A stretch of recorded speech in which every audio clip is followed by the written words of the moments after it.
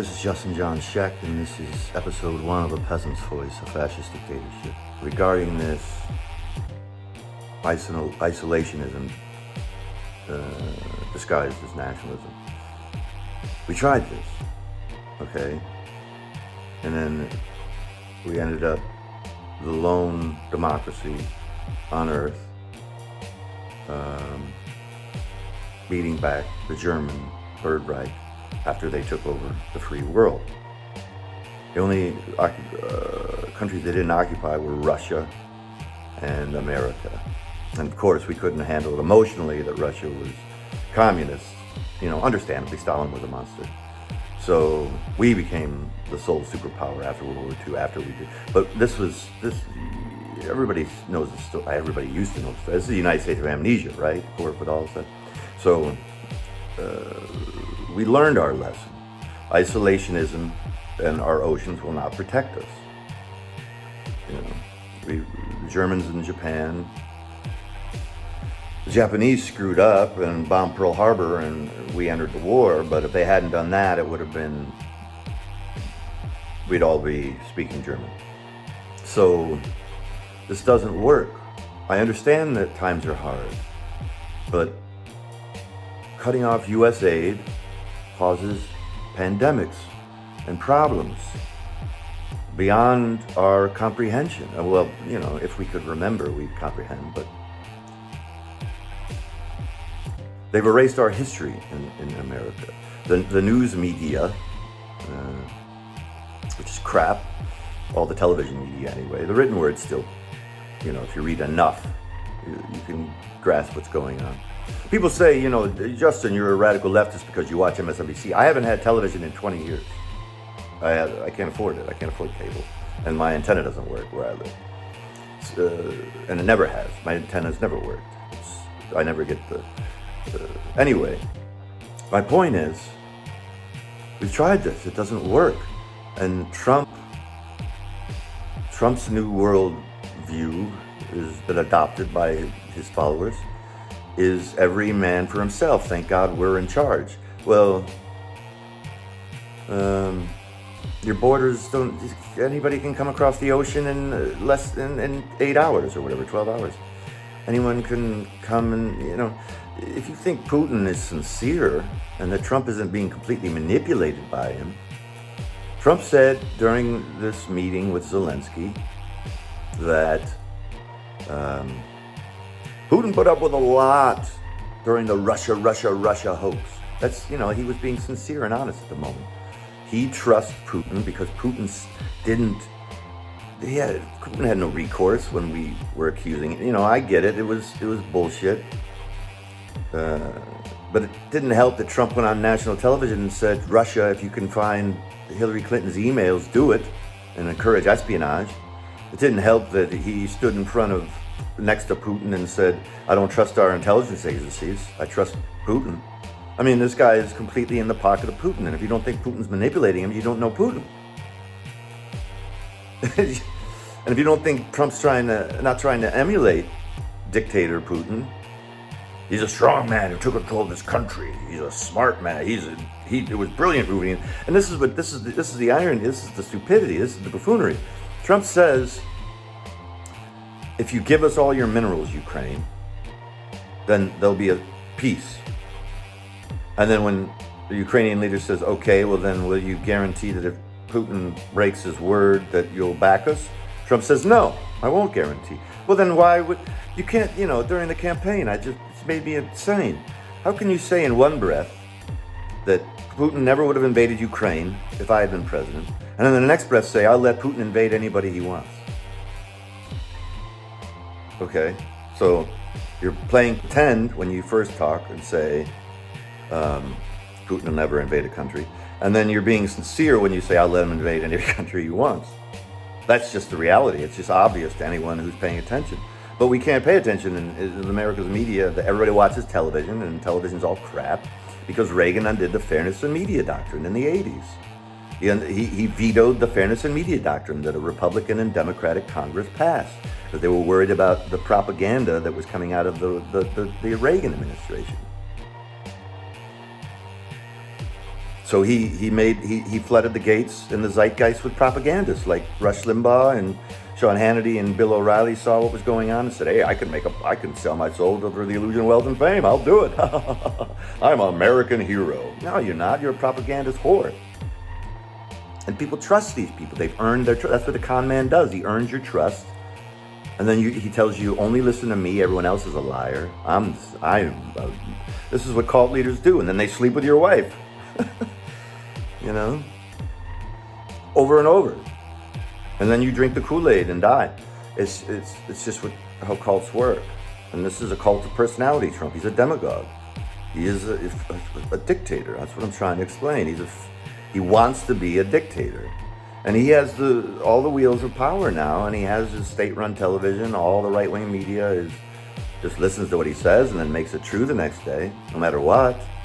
Because you got to project strength. You can't ever admit you're wrong.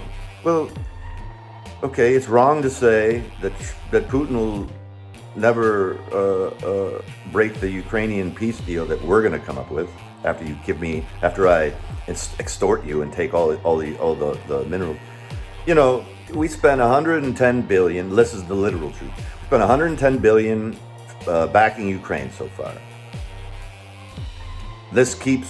You keep Putin honest. He's spending all this money and lives and people. You back Ukraine, and then we spend 70 billion of that replenishing our own weaponry with weapons that would have been disposed of anyway. This weapons we sent to Ukraine would have had to have been. They have a shelf life, so they would have had to have been exposed of, and we would. So technically, we spent 40 billion. That's a pretty good deal. 40 billion to keep a dictator in line like Putin. That's a pretty good deal. But not if you're being manipulated by Putin, spouting his propaganda, and you're a buffoon. Can't think straight. Can't think his way out of a wet paper bag. This is embarrassingly ignorant, and it will lead to World War III. He's creating World War III. Now Europe has to get more involved. The Europeans have to let him into NATO, most likely. And take on Russia. And then will America join Russia? Is that where we're headed? I mean, his followers will go along with it. Putin's the great man. He's a great man who, this man poisons people that might beat him in the election or might run against him or do run against him. He poisons them and has them assassinated. I mean, he's not a strong man who took control of his country. He's a demon who operates through fascism, political violence.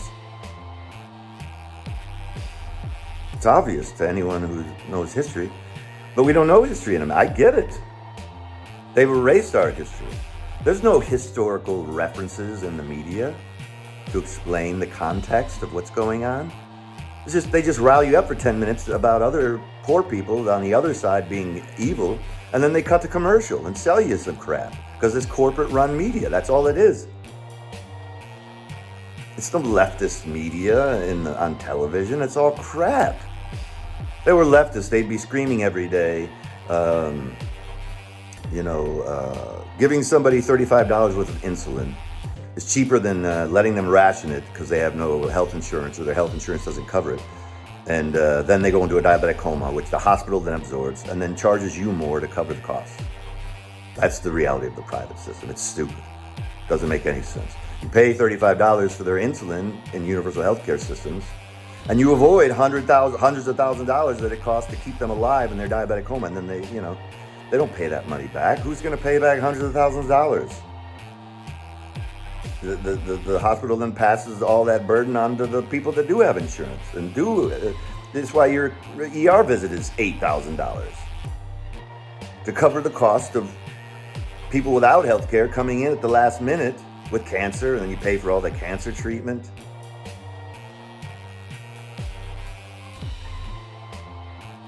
I'm telling you, it's not going to end well. Putin is not sincere. He's not gonna listen to Trump.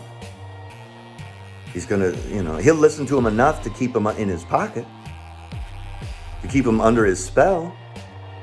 He will, that's true. But he's not sincere, and he's strategic here. He's a KGB operative. He's 10 times smarter than Trump and Vance. Oh my God, and JD Vance. This guy said Trump's a monster and all this.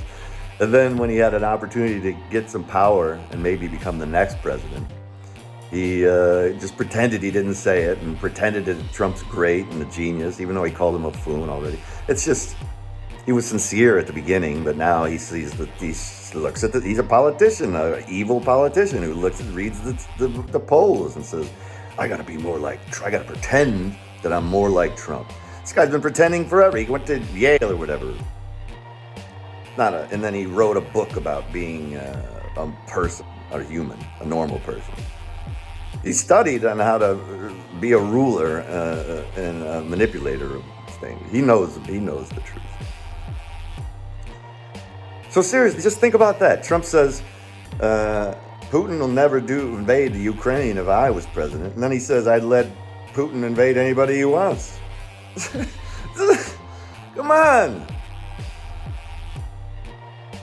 Which one is it? Nobody could call him on that in the liberal media. They don't hire smart people and put them on television. They hire actors and put them on television. They read a teleprompter with a confused look on their face so that they look like they're sincere. But they already know the answer to the question they're asking because it's just a setup. They're just lobbing up softballs to Democrats, moderate Democrats, and they're rude and arrogant towards Republicans because the producers are telling them, we need more conflict. People love conflict. So they're not smart enough to ask a hard question and get an answer. They're not smart enough to do a follow-up question. Mr. Trump, how can you say that Putin won't invade any countries, but then you also say you'll let him invade any country he wants? It's asinine. It doesn't even pass a 5-year-old would understand that's stupid and doesn't make any sense. You can't say both. I'm gonna be gentle about it, of course, because I'm not upset at the working class brothers and sisters, my brothers and sisters in arms, who are suffering and have been suffering throughout human history, and now, especially for the past 80 years, since we introduced this concept of trickle-down economics, which is give everything to 0.1% of the population and then everything will be fine. It's asinine.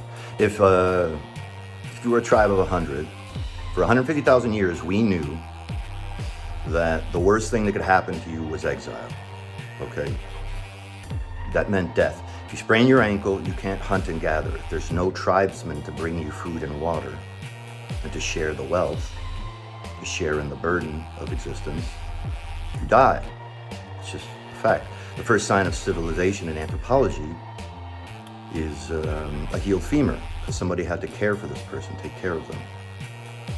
Now, in these bands, tribes, and chiefdoms, we thrived for 150,000 years until the nation state's born and powerful psychopaths were able to rise to power, take everything for themselves. This is the Republican Party. The Republican Party as we've seen it for the past 80 years. Basically since the civil rights movement happened and the South was lost forever. Segregation was forced to be ended. It wasn't, we didn't win the hearts and minds of the white Southerner at the time. We gave black people their rights, their God-given rights, and people couldn't handle them emotionally. So they turned to the Republican Party and everything flipped. I would have been a Republican in the 1930s. In the 1930s, the slogan of the Republican Party, the presidential Republican Party, in their campaign was, wage labor is one step away from slave labor. Okay? What you have now is you have to go deep into debt through college, become an indentured servant who can't get out of that debt. There aren't enough jobs that pay enough money. There's 60% of the population is just living paycheck to paycheck.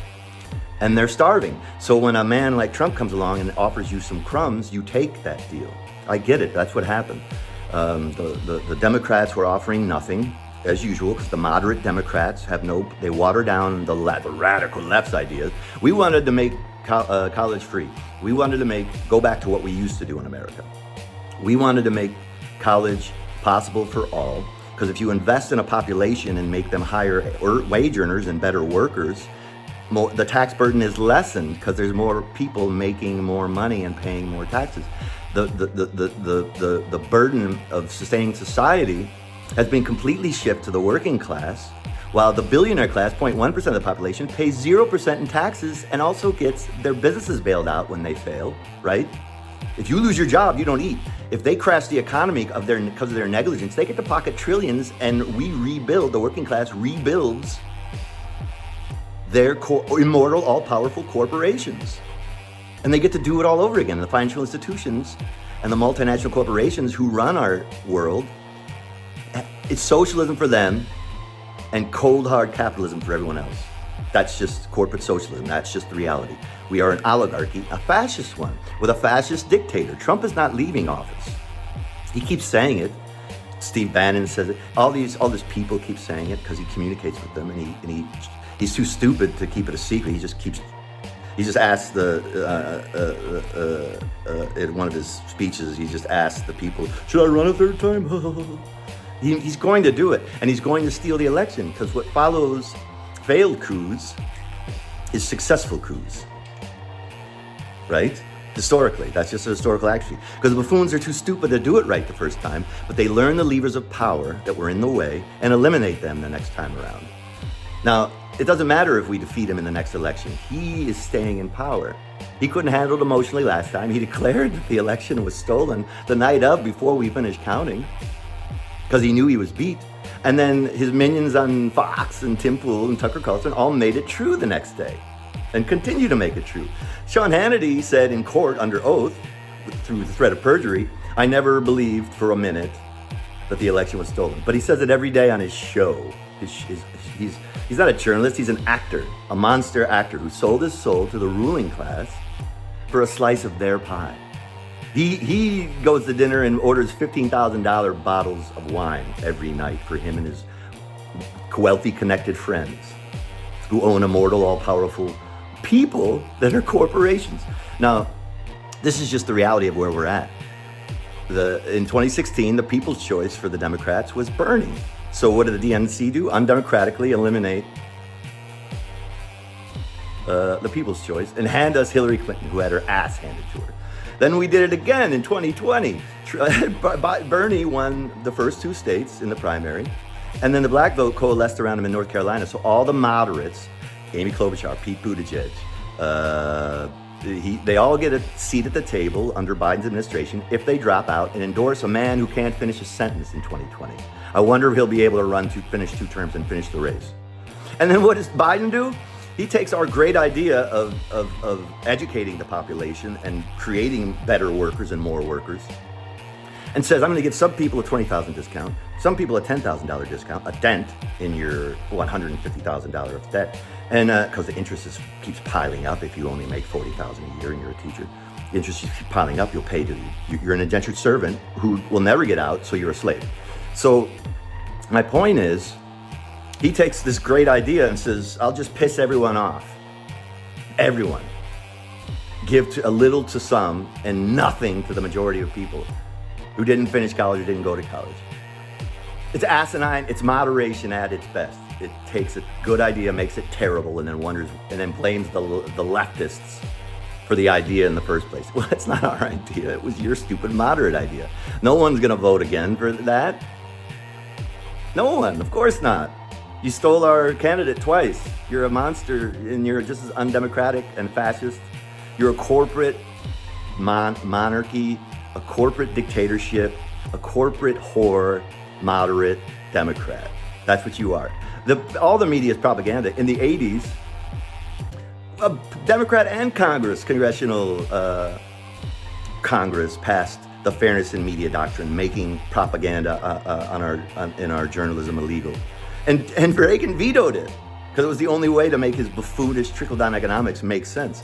So the media has been strange ever since, both sides. MSNBC is not a leftist propaganda. It is corporate Democrat propaganda. They hate Bernie more than Trump does. Trump's smart enough to know that Bernie was dangerous. He didn't want to run against him. He said it.